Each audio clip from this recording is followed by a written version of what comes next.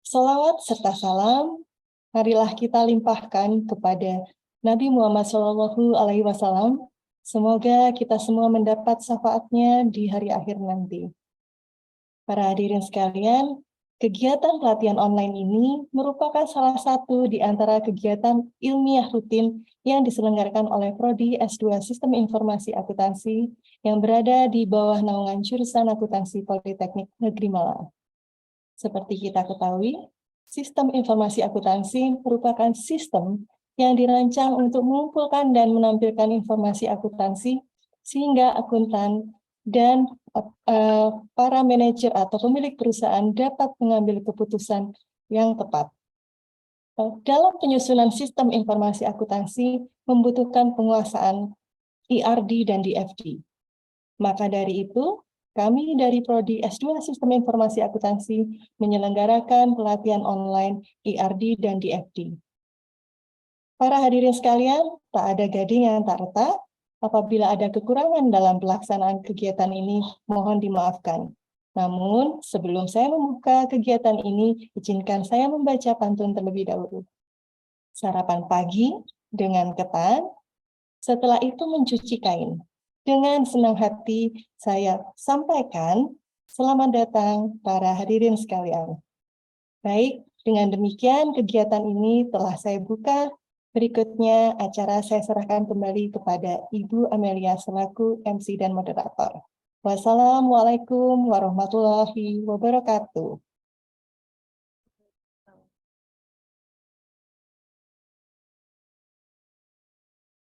Terima kasih ya dan pembukaannya. Baik, Bapak Ibu peserta sekalian, berikutnya kita akan memasuki acara inti, yakni pemaparan materi dari Bapak Octavian Pratama. Namun sebelumnya saya akan membacakan kurikulum vitae dari beliau. Izinkan saya untuk men-share screen.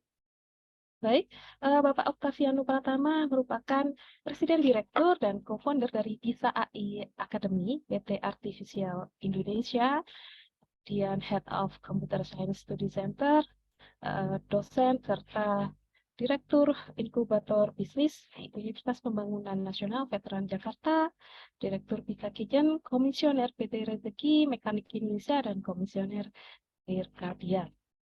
Baik, itu tadi kurikulum vitae dari materi kita yang luar biasa sekali pada malam hari ini. Untuk itu tidak berlama-lama, saya persilakan kepada Bapak Octavian untuk dapat memberikan pencerahan, insight, dan materinya kepada kita semua ini. Baik, terima kasih Bu Amelia. Selamat malam Bapak Ibu. Salam kenal, perkenalkan nama saya Octav. Mohon maaf tadi ada keterlambatan sedikit. Baik, saya langsung memulai materi pada malam hari ini. Pada malam hari ini kita akan bahas mengenai data flow diagram. Kemarin kita sudah banyak membahas mengenai ERD, Entity Relationship Diagram, yang fokusnya pada bagaimana memetakan hubungan secara konseptual antara masing-masing entitas. Nah, pada pembahasan malam hari ini kita akan lebih spesifik membahas mengenai data flow diagram dan juga sedikit mengenai UML ya, atau Unified Modeling Language, yang mana akan sangat membantu dalam proses perancangan sistem informasi sebelum kita buatkan program atau aplikasinya. Banyak yang terburu-buru umumnya dalam mengerjakan suatu sistem, tidak ada perancangannya, dan impact-nya itu akan terasa, yaitu sistemnya itu tidak bekerja dengan optimal dan juga dengan baik. Karena itu, pentingnya dalam merancang suatu sistem dengan baik, dengan menggunakan beberapa tools, diagram yang sudah tersedia, yang salah satunya adalah dengan DFD, ya, Data Flow Diagram, dan juga dengan ERD yang sudah kita bahas sebelumnya. Baik, apa itu Data Flow Diagram? Data Flow Diagram adalah suatu representasi secara visual yang ini sudah lama banget banyak digunakan untuk merepresentasikan alur dari suatu informasi di dalam sistem.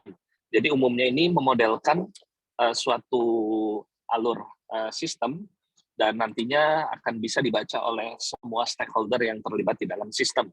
Bahkan orang yang tidak fokus di sistem atau bukan fokus di IT sekalipun bisa membaca alur dari sistem tersebut dengan menggunakan data flow diagram.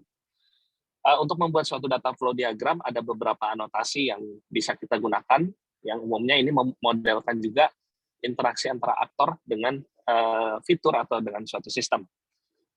Kemudian biasanya di dalam suatu organisasi atau bisnis ini umumnya ada beberapa fitur aplikasi atau ada suatu sistem yang digunakan setiap harinya yang nantinya itu akan bisa kita analisa ya terlebih dahulu sebelum kita mengimplementasikan ke dalam bentuk programming.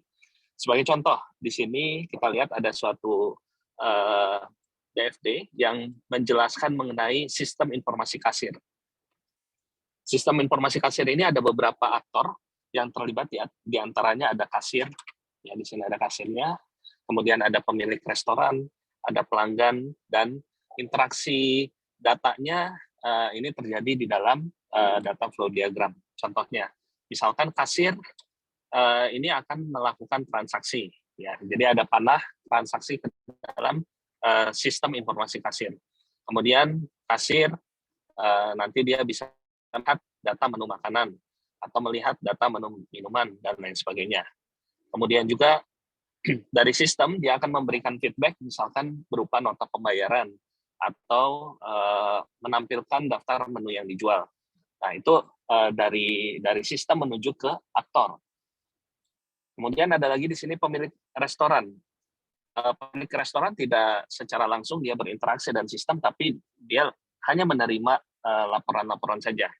Jadi flow datanya akan menjadi lebih jelas.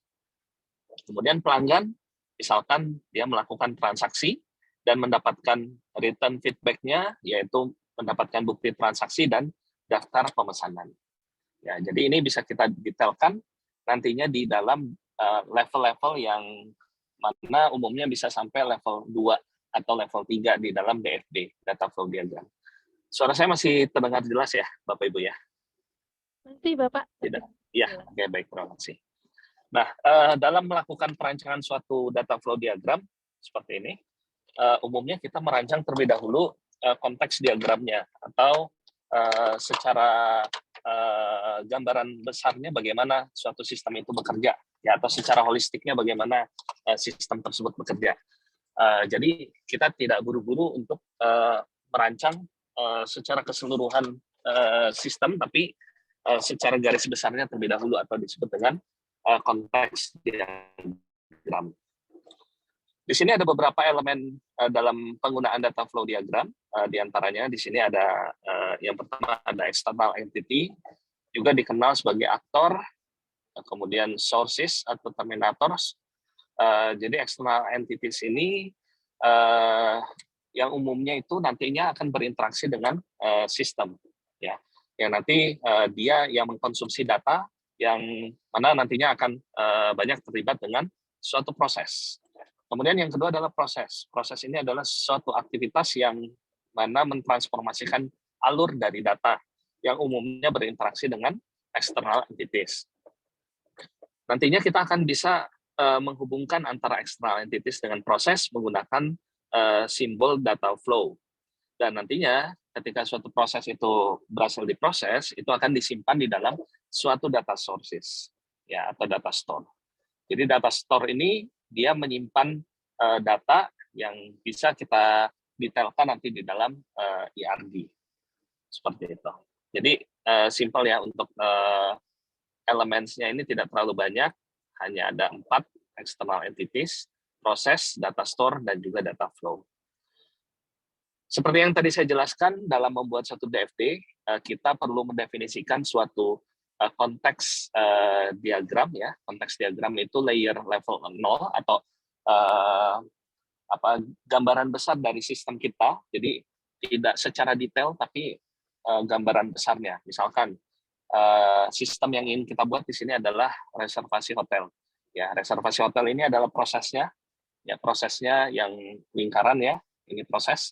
Dan terhubung dengan external entities-nya seperti ada guest atau tamu dan juga admin. Ya, jadi di simbolkan dengan kotak, ya seperti guest dan admin, di mana interaksi antara external entities atau aktor dengan proses ini akan dihubungkan melalui suatu data flow. Ya, data flow-nya diantaranya adalah guest atau customer, dia mengisi form reservasi misalkan, dan dia mengisi form cancel jika sudah booking.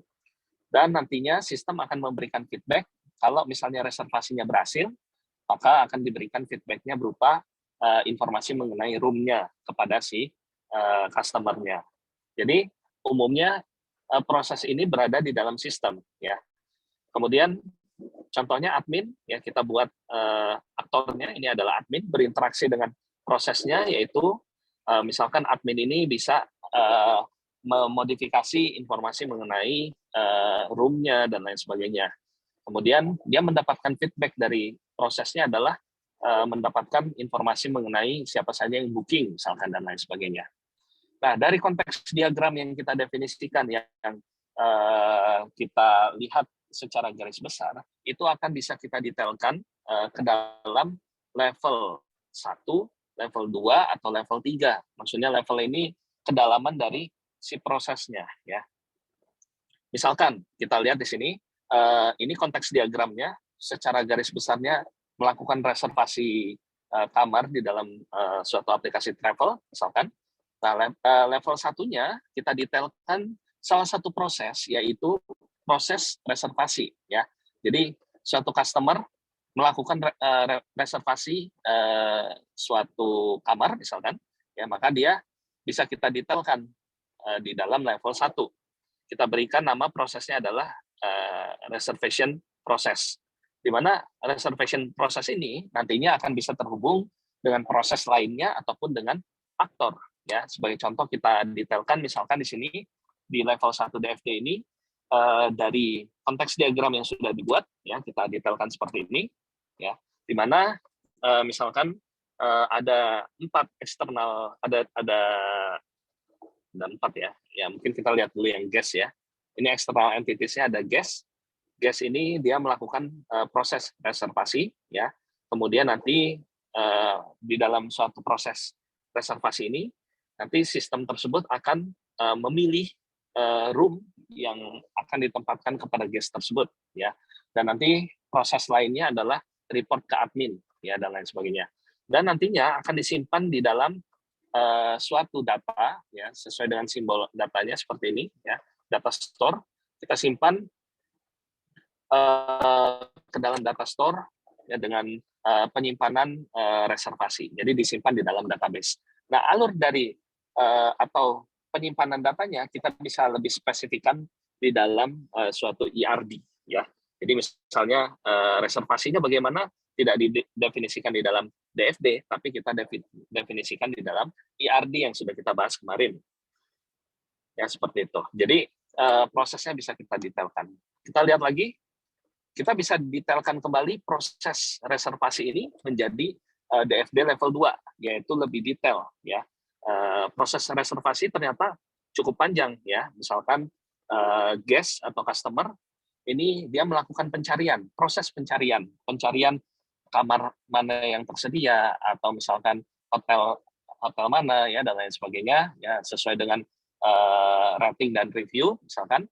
Nanti dia akan mendapatkan feedback, ya, seperti inquiry-nya, ya, maka dia akan bisa melanjutkan ke proses reservasi. Jadi lebih detail lagi dibandingkan proses yang level 1. Dan di sini kita bisa lebih spesifik, ya, secara holistik, secara penuh kita bisa melihat hubungan di antara aktor dengan suatu sistem di dalam level 2 DFD, ya. Sampai sedetail mungkin. Dan untuk perancangan ini sendiri sebenarnya tergantung dari perspektif kita sebagai suatu sistem analis yang melakukan perancangan atau analisa suatu sistem. Jadi mungkin ada 2 sistem analis, dua-duanya ini menggambarkan DFD yang DFD terkait hotel reservasi, dan mungkin akan berbeda satu sama lain hasilnya, tidak jadi masalah. Yang penting kan prosesnya secara keseluruhan bisa dilihat oleh user, ya, seperti itu. Oke, sebelum kita masuk ke case study yang ada, saya coba buat komparasi dengan lain ya, namanya UML atau Unified Modeling Language ya, UML. Oke, saya coba gambarkan saja. Sebelum saya bahas UML, apakah ada pertanyaan? Kalau ada pertanyaan, silakan boleh ditanyakan dulu. Silakan Bapak Ibu rekan-rekan peserta, jika ada pertanyaan bisa tanyakan. Sepertinya belum Bapak.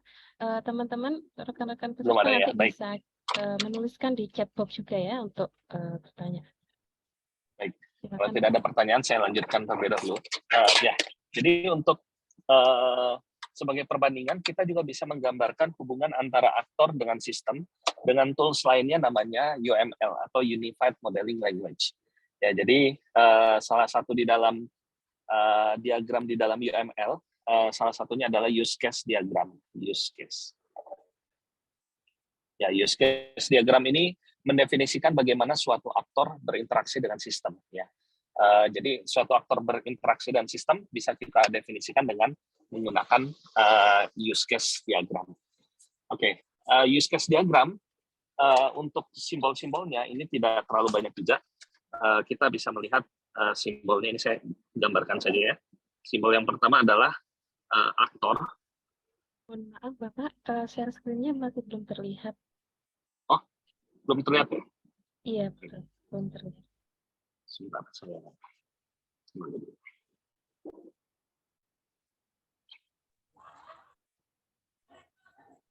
apakah sudah terlihat? Belum ya? Belum Pak.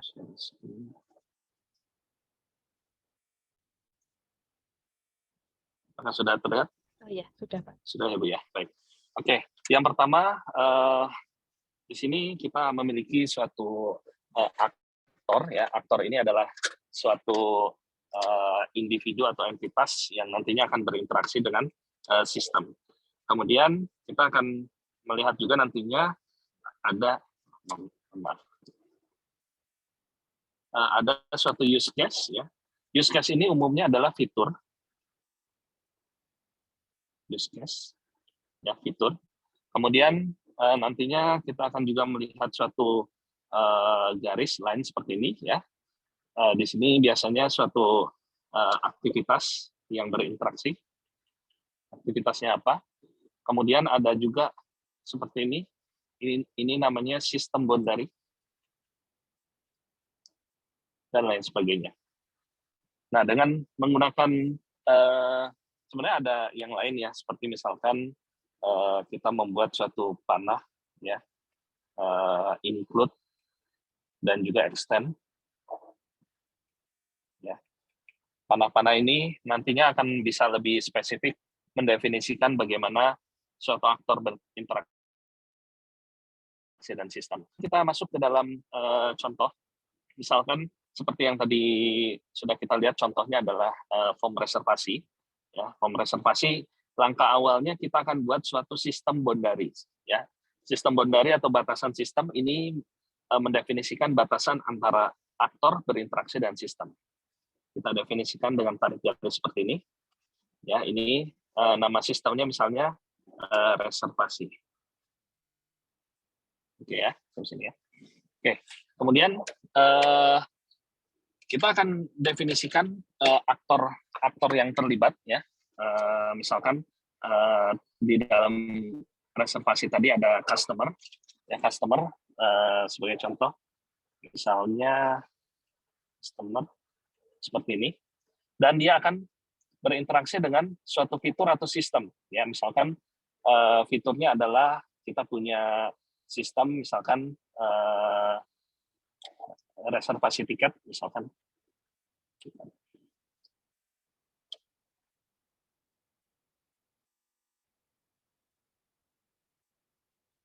Dan ini didefinisikan seperti ini. Nah, kemudian sebelum kita melakukan reservasi tiket, umumnya customer ini akan mencari terlebih dahulu tiketnya. Cari tiket. Ini juga sama.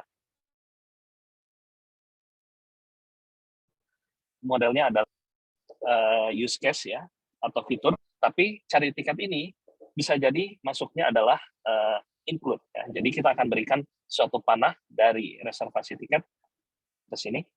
Kita tuliskan ini adalah include. Yang artinya include ini adalah dia wajib dijalankan. Jadi kalau misalnya customer ingin melakukan reservasi tiket, dia wajib mencari tiketnya terlebih dahulu, baru bisa melakukan reservasi tiket. Ya. Misalnya ada lagi use case lainnya, misalnya beli asuransi. Biasanya kan gitu ya, kalau kita beli tiket pesawat ada beli asuransinya. Kita beli asuransi. Nah, beli asuransi ini modelnya bisa jadi bukan include, tapi dia adalah extend. Ya. Jadi kalau ada extend itu artinya opsional. Extend. Mohon maaf, ini pennya agak kurang bagus.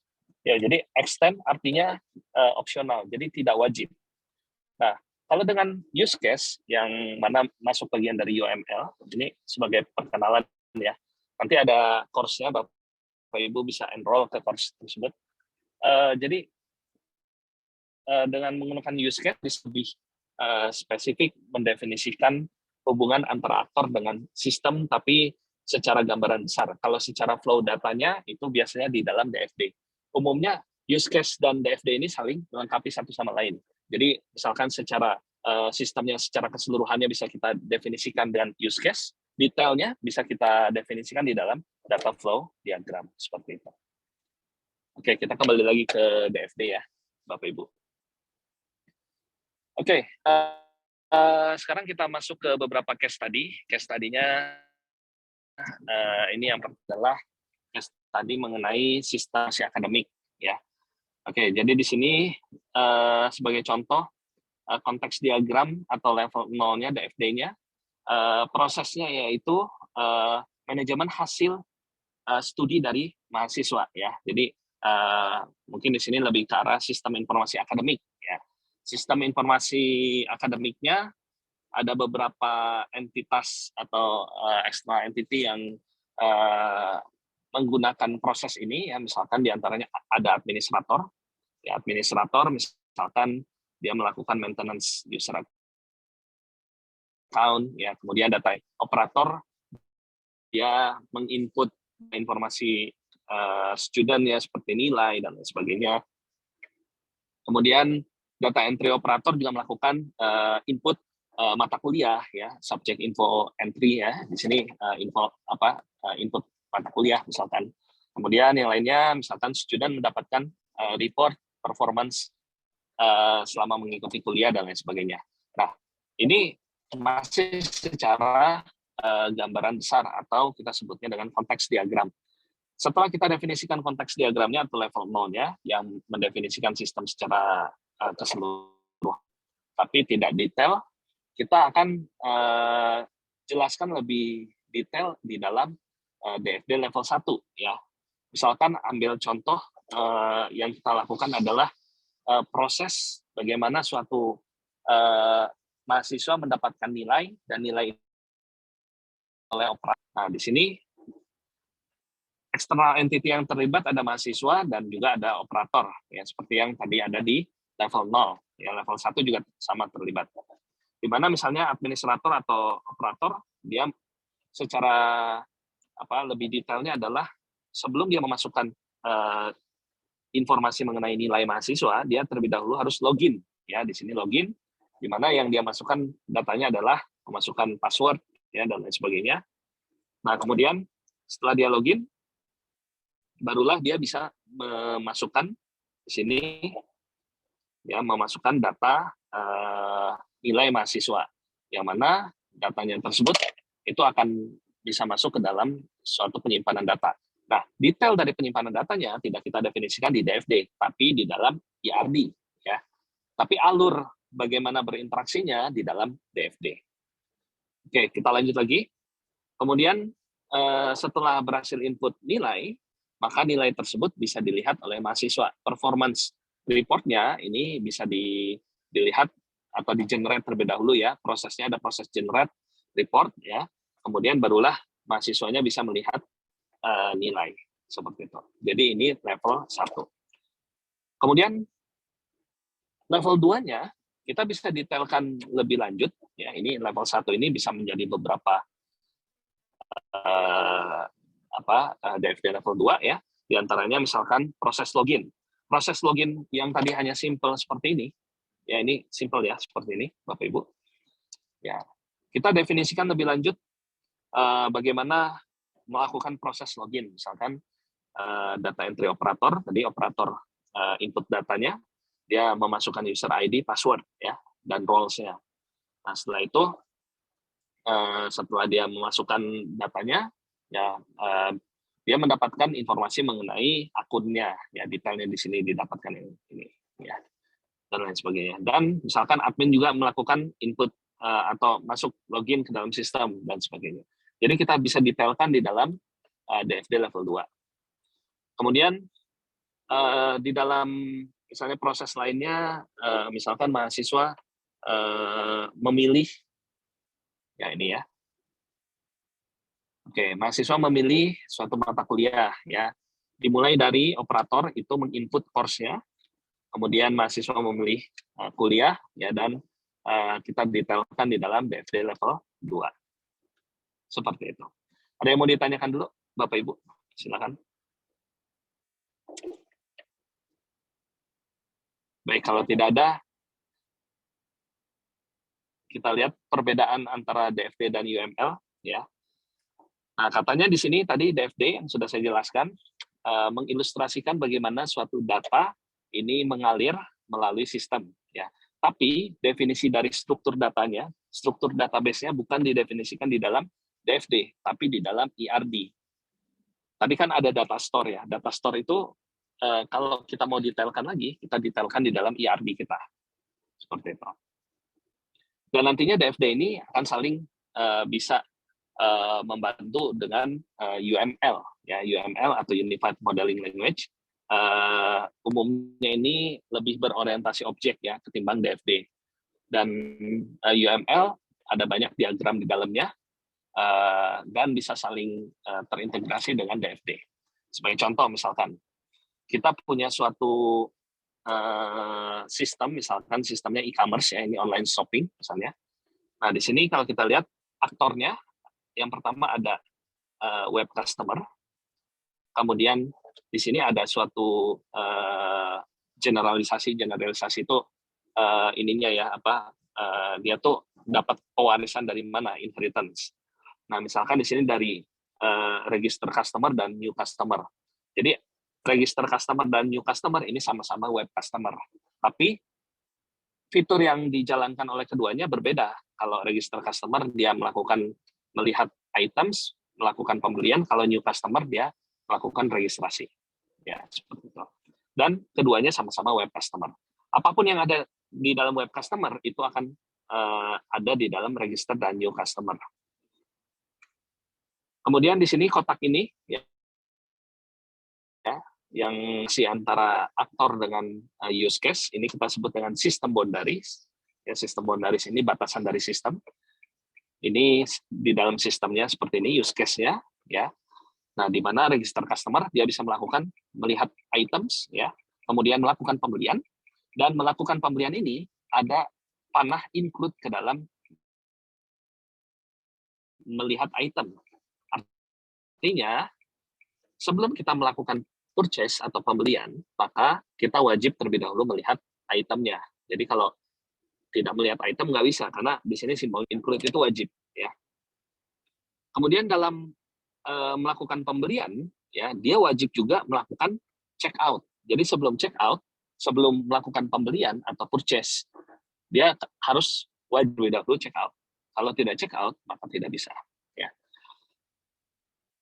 Di sebelah kiri ini kita sebut dengan primary actor, ya aktor yang secara utamanya ada di dalam sistem. Sementara yang sebelah kanan kita sebut dengan secondary actor, ya aktor yang tidak secara langsung menggunakan server itu bisa berarti sistem lainnya. Ya misalkan seperti credit payment system ini adalah ya walaupun dia tapi tetap aktor kita definisikan dan lain sebagainya. PayPal juga sama, ini termasuk aktor dan lain sebagainya. Nah jadi di sini UML lebih spesifik mendefinisikan bagaimana aktor berinteraksi dengan sistem. Kemudian kita bisa detailkan use case diagram ini, ya, bagian dari UML ke dalam DFD, ya, agar kita bisa melihat secara lebih detail bagaimana suatu data ini mengalir melalui sistem. Kalau ini kan kita nggak bisa lihat nih mengalirnya bagaimana, dia hanya gambaran besarnya saja. Suatu data mengalir itu akan bisa kita lihat di dalam DFD. Dan DFD-nya bisa kita detailkan dimulai dari level 0 atau konteks diagram, level 1, level 2, sampai dengan level 3. Untuk membuat suatu DFD, Bapak Ibu bisa menggunakan tools gratis, ya. Contohnya adalah draw.io. Ini adalah tools gratis untuk membuat suatu DFD, data flow diagram, ya, seperti ini. Ini gratis, mudah, ya. Tinggal Bapak punya akun Google saja. Kemudian simbol-simbolnya juga lengkap, ya. Kita bisa ini sama, ya, dengan yang use case di atas. Ini DFD-nya kalau kita lihat, customer dia bisa menambahkan produk ke dalam keranjang belanjaan, ya. Jadi prosesnya, ya, dari external entities ke dalam suatu proses adalah prosesnya yaitu menambahkan produk ke dalam keranjang belanjaan. Dan item apa saja yang ada di dalam keranjang belanjaan tadi, ya, kan di dalam database. Misalnya di sini namanya shopping cart, ya. Kemudian dari keranjang belanjaan kita misalnya disimpan di dalam database, ya, didefinisikan di ERP, maka kita akan melakukan proses berikutnya yaitu check out, ya. Proses check out, kemudian dia melakukan proses lainnya collect payment. Nah, di sini kan flow antara datanya terlihat. Sementara kalau di use case tidak, ya, jadi hanya secara keseluruhan saja. Oke, kita lihat lagi. Kemudian melakukan send receipt. Ini masih jelas, ya, screen saya. Kemudian kita melakukan collect payment ini, dia akan mengirimkan receipt ke customer. Kemudian nanti terhubung ke aktor lainnya seperti misalnya accounting, ya, dan sebagainya, dan lain-lain. Nah, jadi bisa lebih spesifik mendefinisikan alur antara data yang mengalir, ya, dari suatu aktor atau external entities ke proses. Itu DFD. Oke, ada yang mau ditanyakan sebelum kita latihan, Bapak Ibu? Ini ada pertanyaan dari ada pertanyaan. Lita, D4 Keuangan. Mohon izin bertanya, bagaimana prosedur atau cara untuk menguji kebenaran desain dalam hal ini DFD sebelum DFD itu di-generate menjadi sebuah sistem?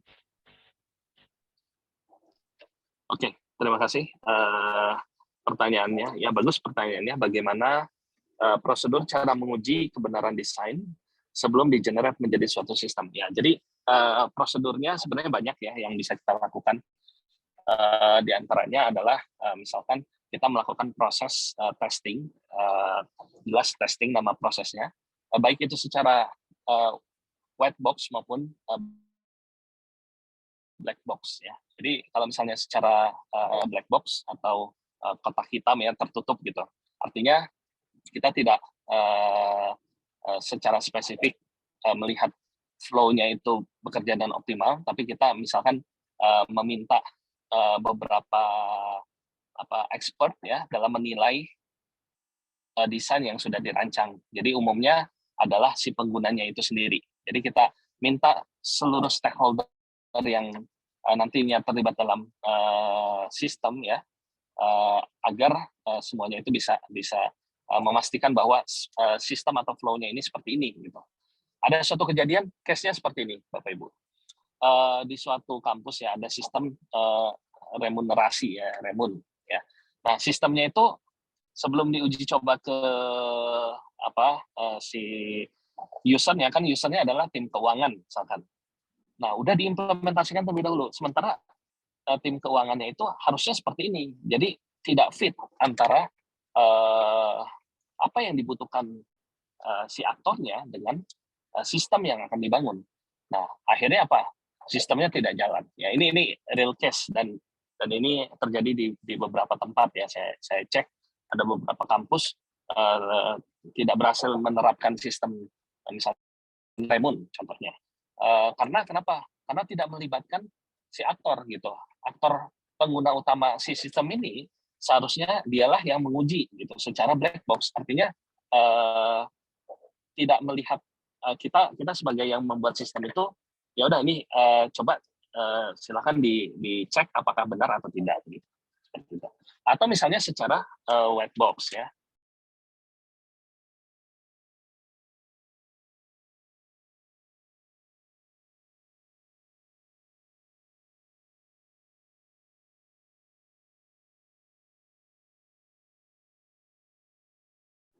Oke, kemudian secara white box-nya ya kita bisa melakukan tidak memanggil entitas atau pengguna sistem kita, tapi kita memanggil seluruh sistem analis kita untuk bersama-sama melakukan review terhadap DFD yang sudah dibuat. Jadi misalkan kita melibatkan tim programmer, kita melibatkan tim bisnis, kita melibatkan tim internal kita, ya, yang mana kita minta mereka untuk mereview kembali seluruh DFD yang sudah dibuat, ya, apakah sudah benar atau belum, ya, mereka menilai kalau sudah benar maka kita lanjutkan ke dalam pembuatan sistem, jika belum benar maka kita review kembali. Dan umumnya perencanaan DFD yang baik ini akan menentukan keberhasilan sistem tersebut. Oke, saya kira-kira sudah terjawab. Terima kasih. Oke, saya lanjut dulu ya, satu materi lagi. Ini ada satu pertanyaan lagi, Bapak, mohon maaf. Oh, gimana? Oh, masih ada ada ya? pertanyaan lagi, ya, satu lagi dari Pak Basuki Rahmat. Apa perbedaan fungsi DFD dengan flowchart atau NS diagram? Oke. Perbedaan antara DFD dengan flowchart. Oke. DFD, data flow diagram, ini lebih ke arah alur dari data itu berinteraksi antara aktor dengan sistem. Sementara kalau flowchart ini secara general kita menggambarkan bagaimana suatu sistem itu bekerja, ya. Dan umumnya flowchart itu banyak tipenya, ada swim lane, ya, ada ya cukup banyak ya tipenya. Kemudian NS diagram sebenarnya saya jarang ya menggunakan NS diagram. Saya agak lupa juga apakah NS itu yang Schneiderman ya kalau nggak salah ya. Saya jarang menggunakan itu, tapi pada intinya sih mirip-mirip ya antara ketiganya. Cuman lebih spesifik, DFD itu bisa kita detailkan ke dalam beberapa level. Bahkan kalau misalnya suatu sistem itu sangat kompleks, misalkan sistem SIM-RS saja misalkan. Di dalam sistem informasi rumah sakit itu ada beberapa modul ya, misalnya modul farmasi, modul rawat jalan, modul rawat inap, dan lain sebagainya. Nah, SIM-RS ini secara konteks diagramnya adalah SIM-RS. Kemudian ada beberapa modul kecil lainnya, misalnya farmasi, rawat jalan, rawat inap, itu kita detailkan di DFD level 1. DFD level 2-nya adalah lebih detail lagi, misalkan alur dari farmasinya. Ya, farmasinya bagaimana aktor berinteraksi dengan sistemnya bisa didefinisikan di dalam DFD level 2. Level 3-nya misalkan adalah ambillah misalnya di dalam suatu sistem farmasi itu ada prosedur, misalkan data entry obat ya, dan divalidasi oleh supervisor misalkan. Level 4-nya misalkan lebih detail lagi. Jadi suatu sistem itu kalau semakin besar, kalau dengan DFD kita bisa mendefinisikan lebih rinci gitu di dalam level 1, 2, 3, 4 dan seterusnya. Sementara kalau flowchart ya secara general, secara luas definisinya. Misalkan flowchart-nya kita buat dalam swimlane diagram. Ya, swimlane kalau flowchart biasa kan alurnya itu dari atas ke bawah ya. Kalau swimlane dari kiri ke kanan. Nah, itu juga bisa kita definisikan. Atau bisa juga dengan BPM, Business Process Modeling Notation, BPMN ya. Itu juga sama. Tapi kalau BPMN misalkan ada suatu eventnya di sana yang tidak dimiliki oleh diagram lainnya. Jadi masing-masing diagram sebenarnya ada fungsi. Ya, masing-masing tergantung kita mana yang mau kita gunakan. Kira-kira terjawab? Oke, saya lanjut lagi ya. Baik, Pak. Baik, kalau masih ada pertanyaan nanti silahkan bisa ditanyakan. Nah, sekarang kita coba latihan dulu ya Bapak Ibu ya, karena sudah jam 20.40. Latihannya adalah seperti yang kemarin, Bapak Ibu kemarin kan sudah ikut ya case study-nya, ada 3. Case study yang pertama adalah si kantin, case study yang kedua adalah si pizza, dan case study yang ketiga adalah si ruang ya. Jadi 3 case study ini silakan dipilih salah satu ya dari 3 case study ini, dibuatkan DFD, ataupun kalau misalnya DFD-nya nggak keburu ya level 1 dan 3, dicoba dulu dengan menggunakan use case diagram ya, nanti baru didefinisikan di DFD. Waktunya karena sudah jam 20.40 kita percepat ya, jadi waktunya maksimal 10 menit ya dalam membuat case tadi ini. Oke, silakan bisa dikerjakan dalam waktu 10 menit dari sekarang. Silakan Bapak Ibu bisa mencoba untuk membuat sebuah desain awal dari sistem melalui kasus yang sudah diberikan oleh Pak Octavian dengan waktu 10 menit dari sekarang.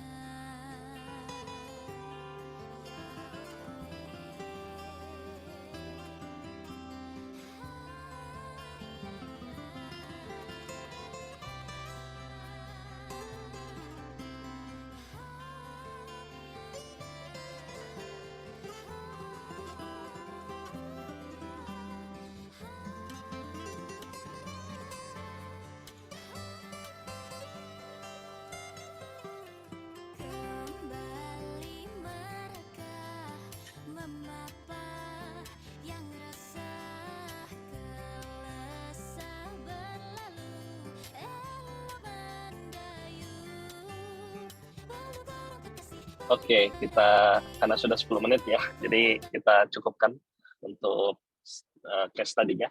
Sekarang kita bahas bagaimana solusi dalam pembuatan DFD maupun use case ya, berdasarkan case study yang sudah dibagikan.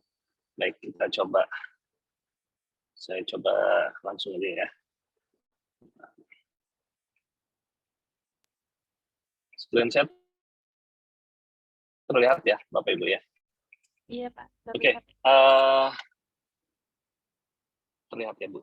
Ya, terima kasih. Baik, kita coba case tadi yang pertama yaitu si kantin. Nah, di si kantin ini kita coba baca ya. Kantin menawarkan beberapa makanan yang mana bisa dipesan oleh mahasiswa. Nah, dalam hal ini kita buat sistem boundary-nya adalah si kantin. Ya, ini si kantin. Dan aktornya ada mahasiswa. Oke, kemudian di sini ada mahasiswa, ada dosen, staf lainnya. Sistem yang digunakan sederhana yaitu pembeli memesan makanan langsung ke setiap kios makanan, kemudian membayar langsung di tempat dengan uang tunai. Itu sistem yang saat ini. Untuk meningkatkan kemudahan pengelolaannya, nanti ada sistem informasi kantin, nantinya akan bisa melalui digital ya. Berarti di sini mahasiswa atau staf ya, di sini staf atau dosen. Ini keduanya ini termasuk jenis user. Makanya kita bisa tambahkan generalisasi seperti ini. Ya.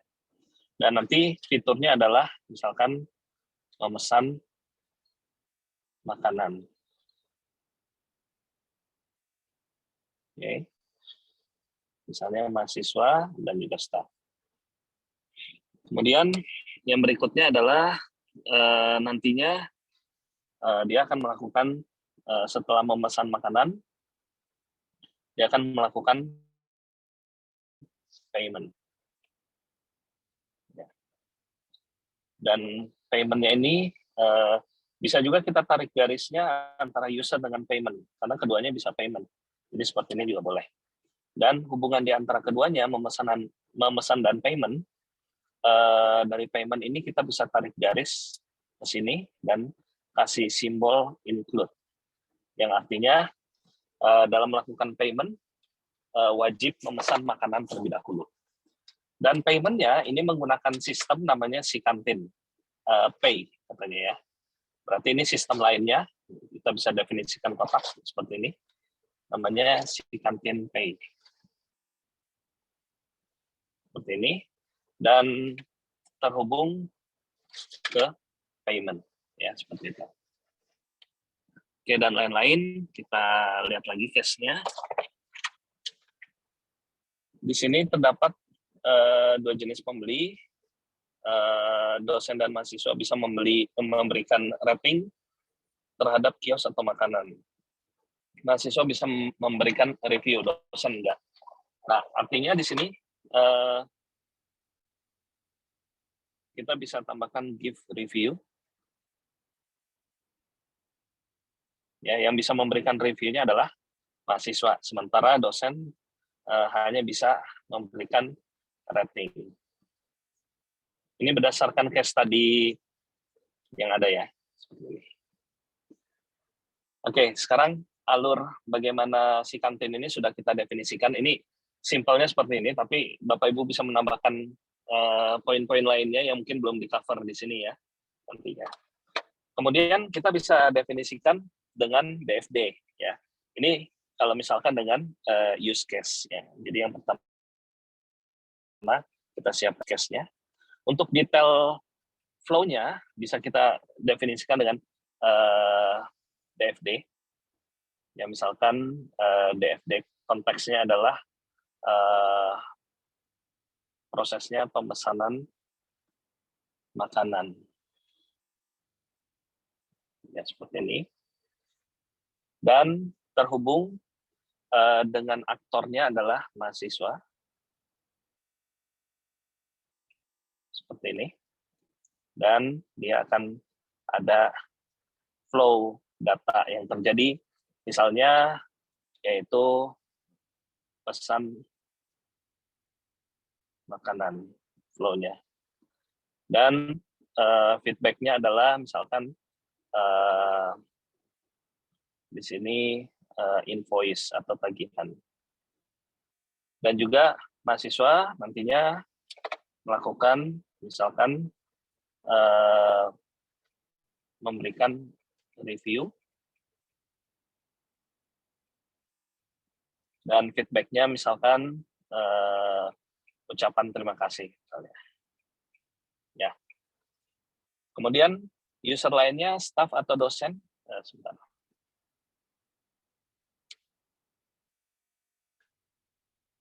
Staff atau dosen.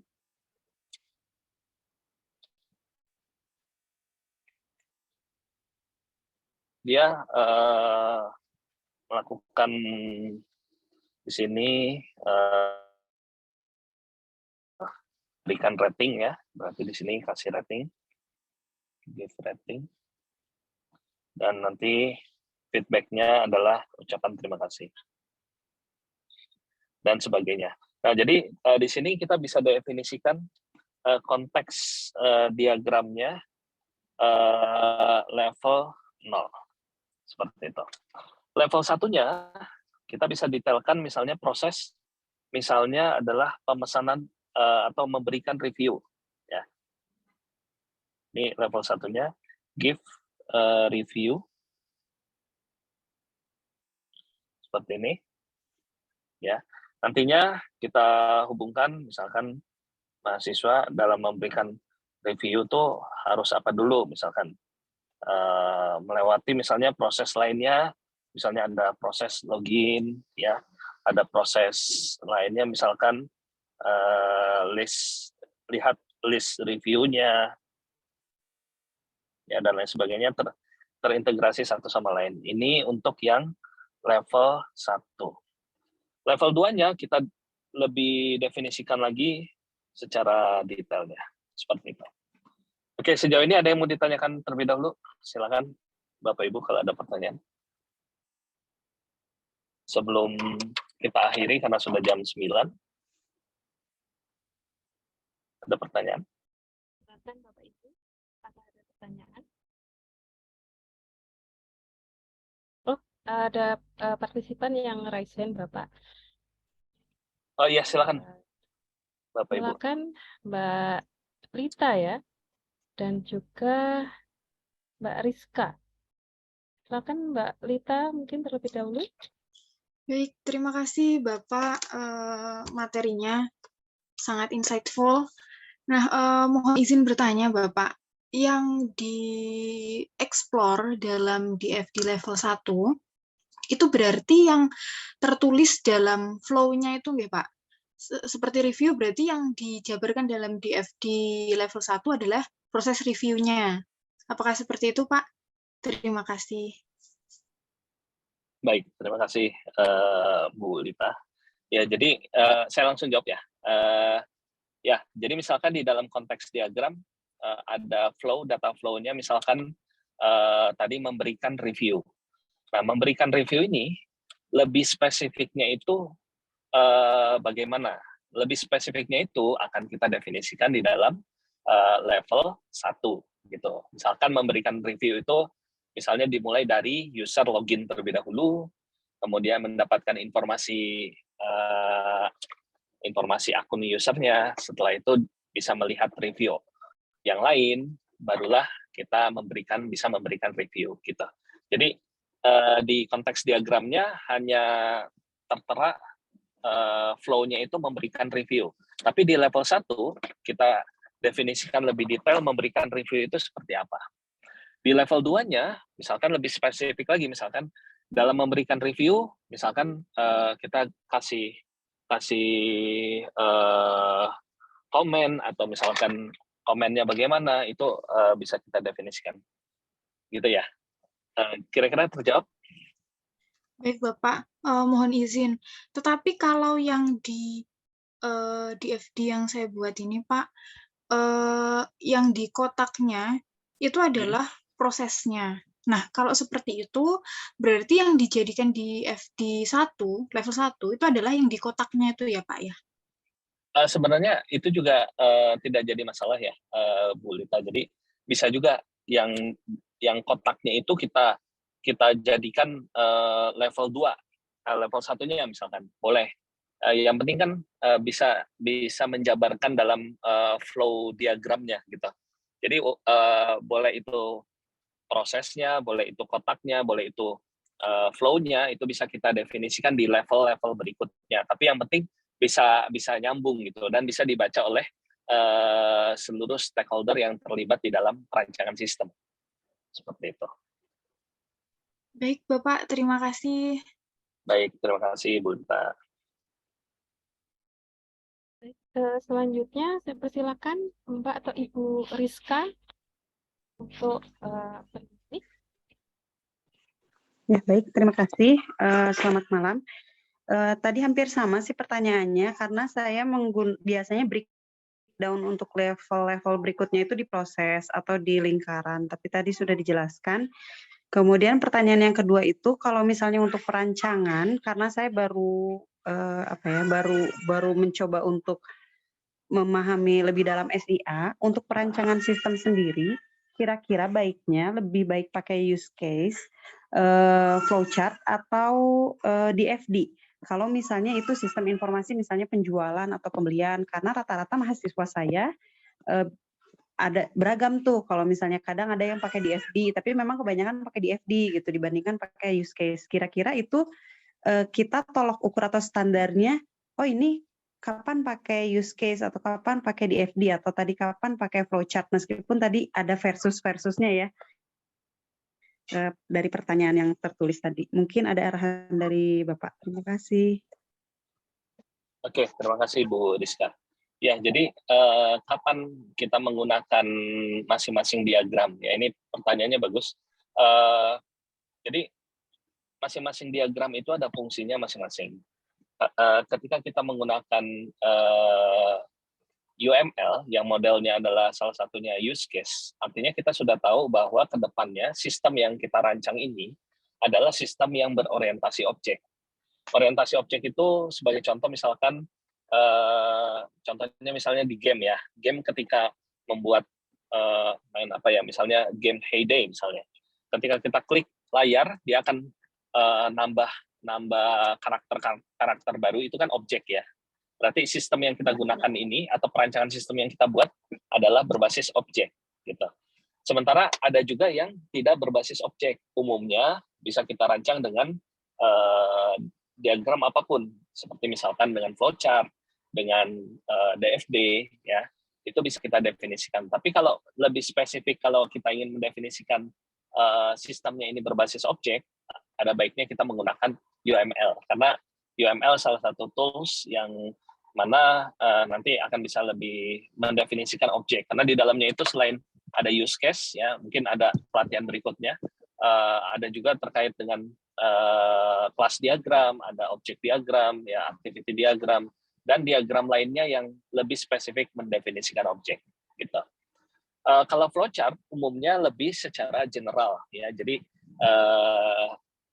tidak ada tools yang spesifik ya, seperti DFD atau IRD yang bisa mendefinisikan lebih detail ya. Kalau flowchart ya dimulai dari terminator atau start sampai dengan ada aktivitasnya, ada prosesnya, sampai dengan end ya, stop. Nah, flowchart itu lebih general mendefinisikan alur sistem apapun. Jadi tidak berorientasi objek ya, tidak juga seperti DFD yang mendefinisikan interaksi aktor dengan sistem secara data flow gitu, tapi lebih secara umum gitu. Kalau saya biasanya dalam merancang sistem ya, ini yang saya biasa gunakan dalam merancang berbagai sistem, saya fokusnya untuk secara gambaran besarnya itu didefinisikan di use case terlebih dahulu. Kemudian untuk spesifik dari bagaimana data itu bisa mengalir ya, itu bisa di DFD atau di activity diagram juga bisa didetailkan. Jadi use case itu bisa didetailkan di activity diagram, ya di DFD juga bisa. Kemudian secara database-nya, bagaimana penyimpanan datanya, ya data storage-nya itu didefinisikan di ERD atau EER, Enhanced ERD namanya, EER. Nah, jadi masing-masing tools itu ada kegunaannya. Bahkan kalau kita mau mendefinisikan bisnis proses modeling, itu bisa kita gunakan tools lainnya, misalnya BPMN ya, Business Process Modeling Notation, atau misalkan tools lainnya seperti, ya banyak sih sebenarnya toolsnya. Saya nggak hafal satu-satu juga toolsnya. Mungkin seperti itu Bu Rizka, gimana kira-kira terjawab? Ya, cukup. Terima kasih Pak penjelasannya.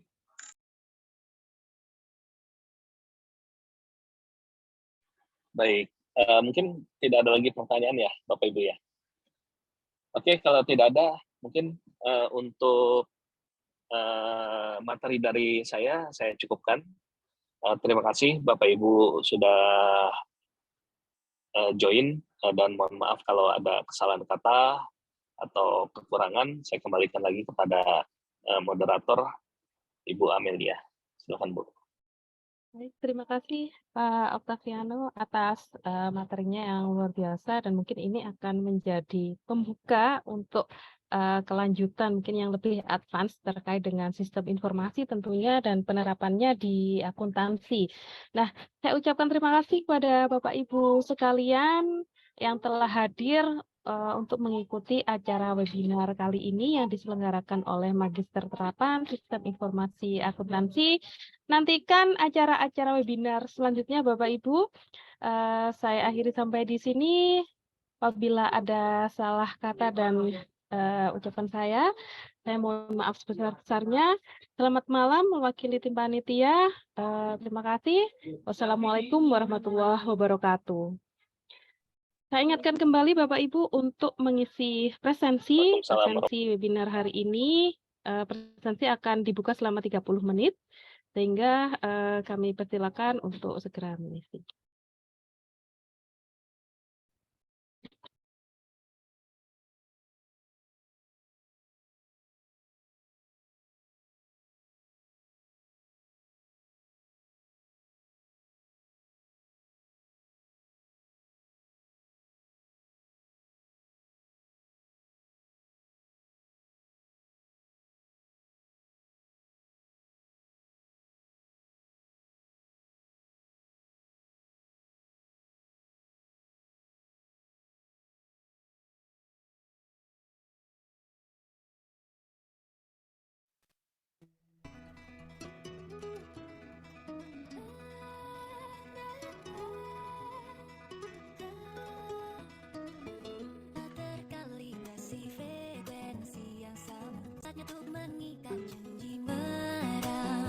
Biar lama